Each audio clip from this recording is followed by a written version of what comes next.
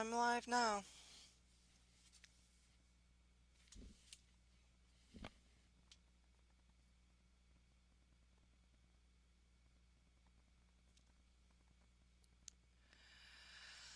Well, I'm very sorry I was late. For those of you that are here waiting or just seeing me now, welcome. Little technical glitch there. It's different every time I go in. So, hey, welcome everybody. I'm Hannah Morgan. This is Career Sherpa, and I'm talking to you today about the summary Sunday that I shared yesterday. So I hope you had a chance to look it over. In case you didn't, I always do this. I'm going to add the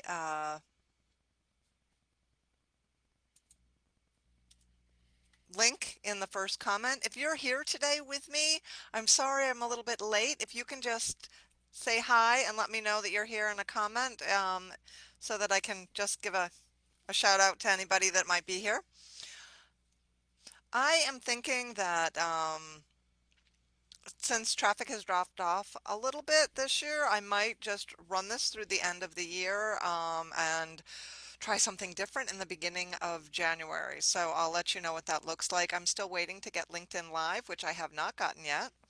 But if you are here today and you are watching, if you want to put in the comment below that you're here, I'd love to hear from you. That would be great. So, this week's summary was called Refresh Your Job Search. And part of the reason I gave it that title is because December is notoriously um, a month where job seekers don't feel there's a lot going on. But I want to change your attitude a little bit on that. And I keep trying to find different ways to do that. Um, First of all, it is quite likely that there aren't going to be a lot of job offers or maybe even interviews happening for you in the month of December because um, of holidays, because companies have run the end of their budget and they're waiting for the fresh budget to come out January 1st sometimes. So there's a budgetary issue, there's a timing issue, but that does not mean that managers and HR are not still looking for talented people to fill postings they know will be available or ready to go in January. So they're doing a lot of the legwork, the pre-work to get that pipeline of candidates filled for January. So this is December is a great month to continue to look for job search. It takes a fresher approach. So what I mean by that is you want to make sure that you're being more strategic and purposeful in the jobs that you are looking for because you're not going to see jobs. So that means, and I was just having a conversation with somebody on LinkedIn about this. If you do not have a list of target companies at this point in your job search, and you've been doing this for 3 to 4 months, I need to wag my finger and say, no wonder you're having difficulty. There is no way you're going to be able to get in front of people early in the hiring process if you are chasing after job postings. Because by the time the job is posted publicly, it's been circulating inside the company and within the inner circles of people who know people in the company for months, weeks even, and you're going to be late to the party. The only way you can get to the party early is if you have a list of target companies and you use that list of target companies to meet people inside those companies where you want to work. Now, you're not looking for a job when you're having those conversations, though you are. You're looking for air. Remember, networking is about air. Advice, information, and recommendations. Those are the three things. When you reach out to somebody who works inside a company, you'll be looking for one of those three or a couple of those three things. Advice, information, recommendations. It might sound like, I'm really interested in learning more about your company. I see you've been here for several years. What do you like most about working here? That's advice, right?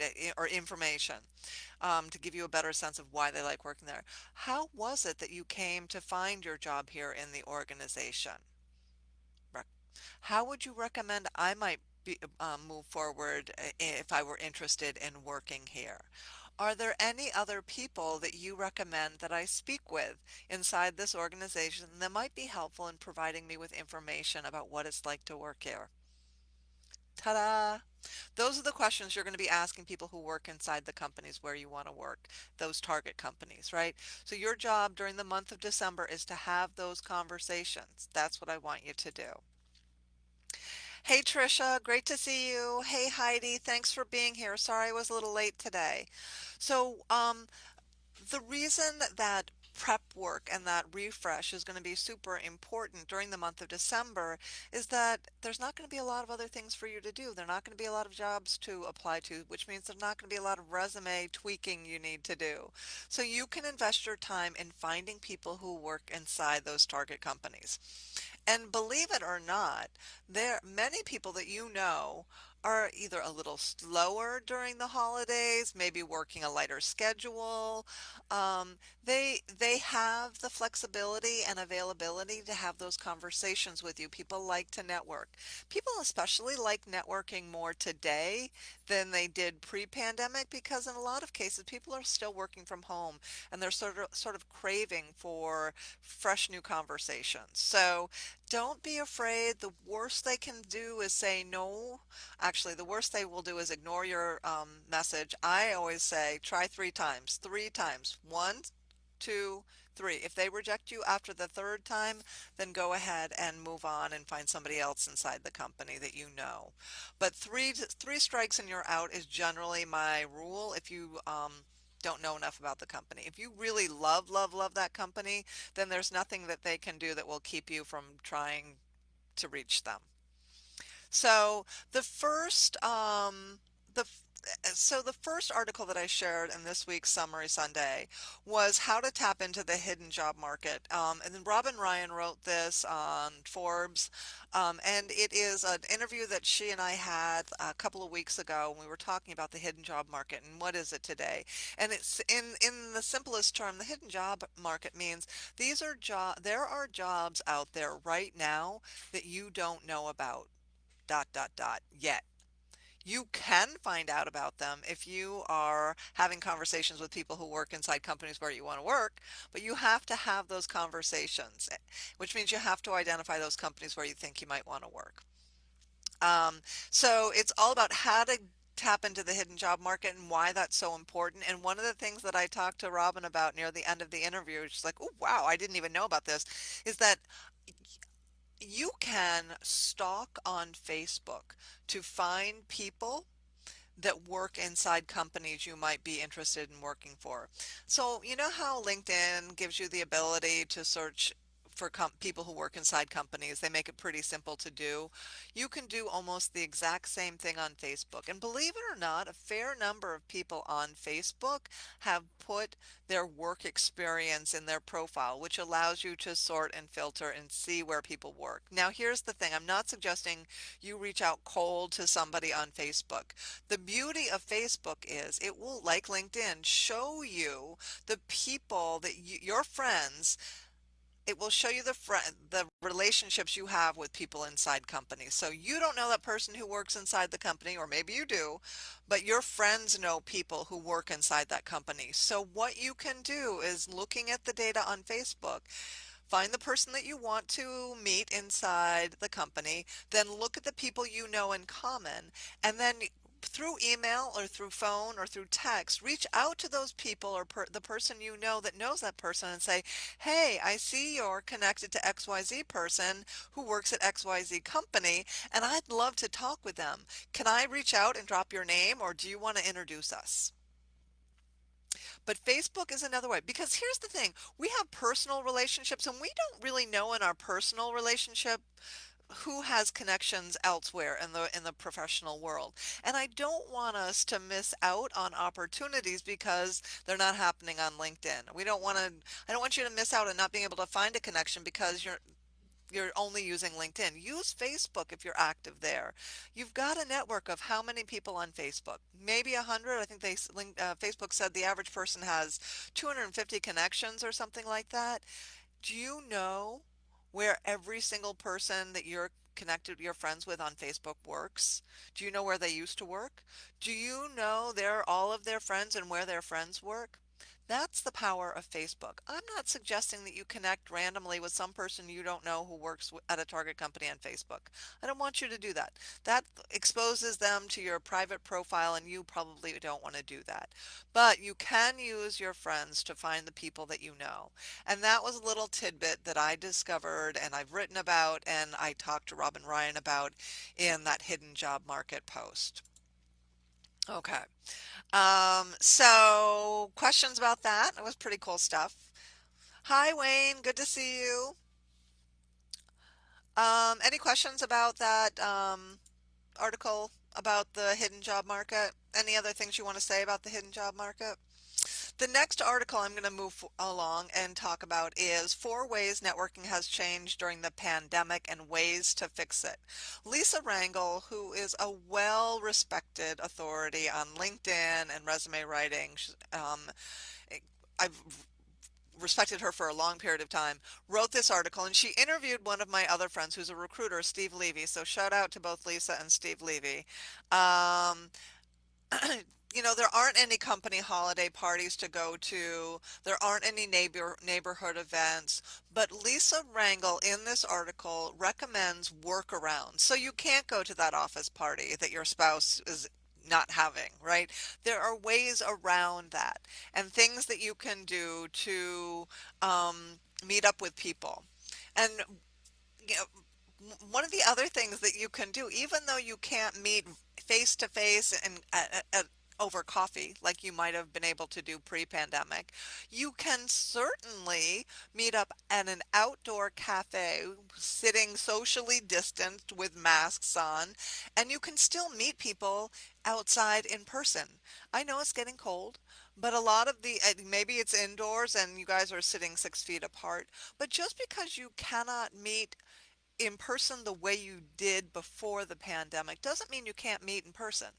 Some people are suggesting, and it might have been Lisa, it may have been somebody else, but you can even take a virtual walk with somebody if you live in the same city. Wear your mask, have a walking conversation. All of that is available and accessible, and there are some other ideas that are in this article on alternative ways to network during the pandemic. So I hope that you check that out.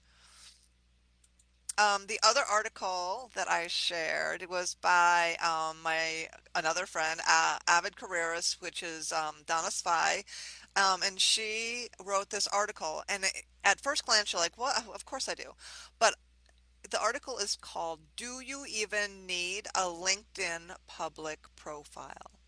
And here's the thing: do you even have a public profile? Do you know the answer to that question? Please go read her article on how to set one up because I'm going to bet that you probably don't know if you do or not have a public profile, and you probably don't know what information you have in your public profile on LinkedIn. So this is a really good article to read. It's very easy to do. You don't need to make any major shifts or changes. But the idea is LinkedIn does allow you to create a public profile which is searchable through Google, which means people who are not on or in LinkedIn can search for your information in your profile.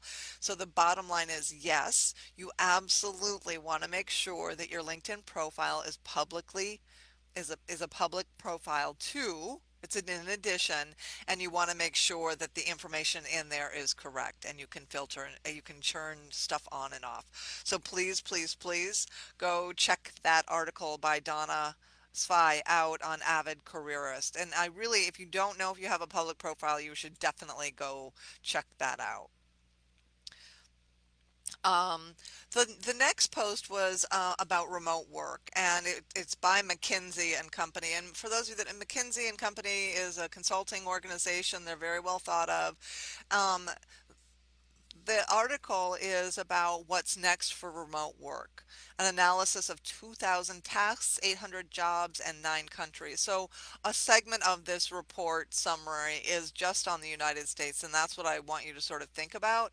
Um, but it did paint an interesting picture, and the high level overview is that the majority, I think it's 80% of jobs are can be done remotely, or can be done remotely 3 to 5 days a week, which means the vast majority of jobs that don't aren't going to require you go into an office and to get things done. It just takes a little reinvention and thinking. And so I want you to read that because I want you to understand that even once this pandemic is over, this idea of remote work is still viable. We just need companies to stick with it because it is more productive, and companies need to know that. So you can help drive that change.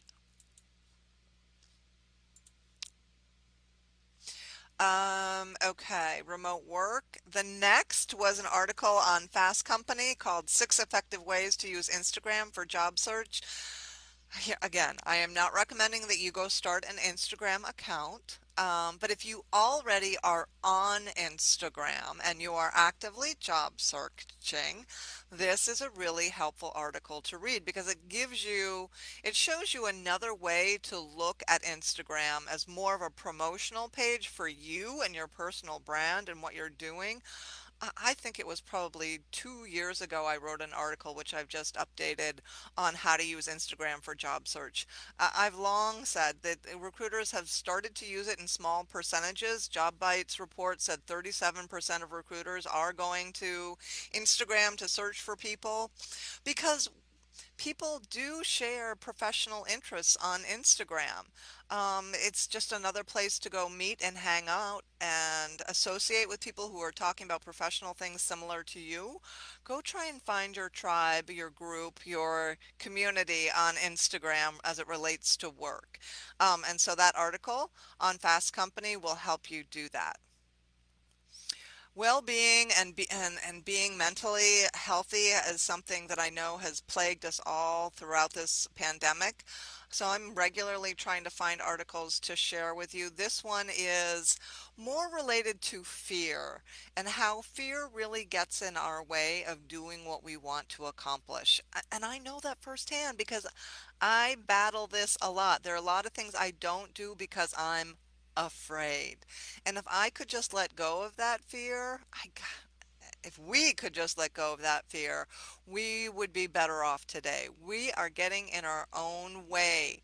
We are preventing ourselves from being our best self and doing what we're really capable of because of this fear. And so I highly recommend that you go to read this article on Lifehack called How to Overcome Fear and Find Success, the Ultimate Guide.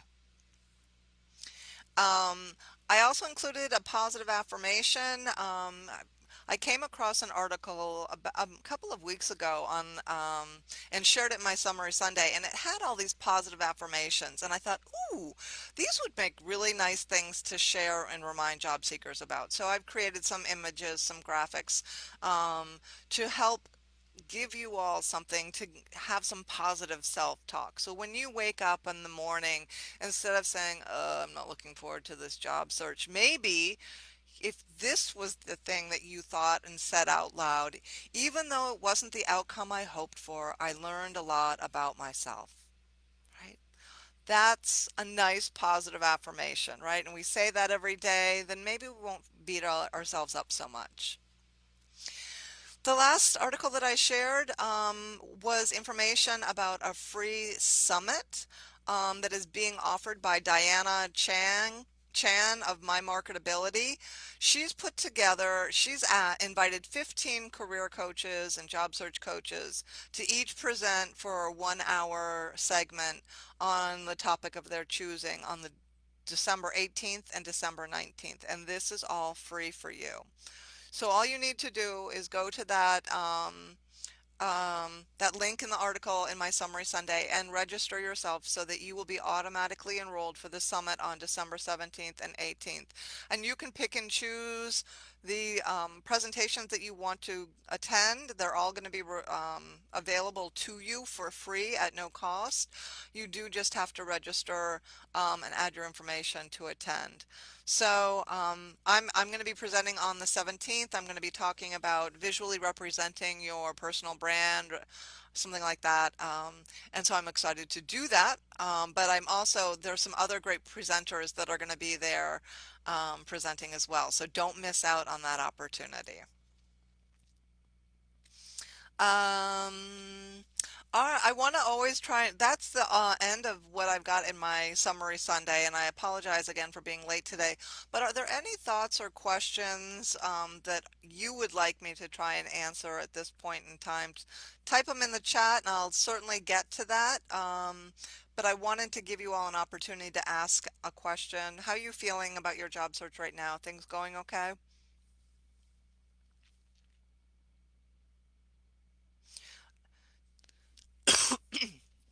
As I said, December can be a tricky month, but it's a great month to sort of take stock, do an assessment of what your job search has looked like, put put all the pieces in place so that when January 1 comes, you're all ready to interview like a pro. This is a great month to practice interviewing. If you haven't been recording yourself on Zoom, try doing that and making adjustments to your interviewing answers.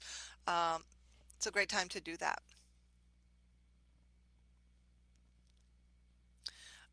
Any other thoughts or questions that you all have for today?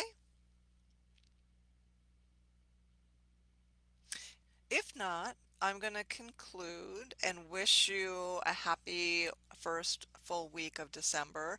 Get out there and rock it. I really hope that you work your target companies and that you're using LinkedIn, Facebook, whatever else you need to use to find people you know inside that company and ask them for advice, information, recommendations.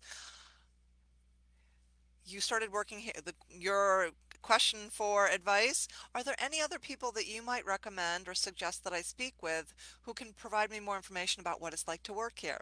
Information. You started working here 3 years ago, and I really am wondering how it's been going for you and what you like about working here. Recommendations. If, ooh, can you suggest anyone else that I might want to speak with who works here? Okay, so that is it, and I want to wish you good luck. Have a good week.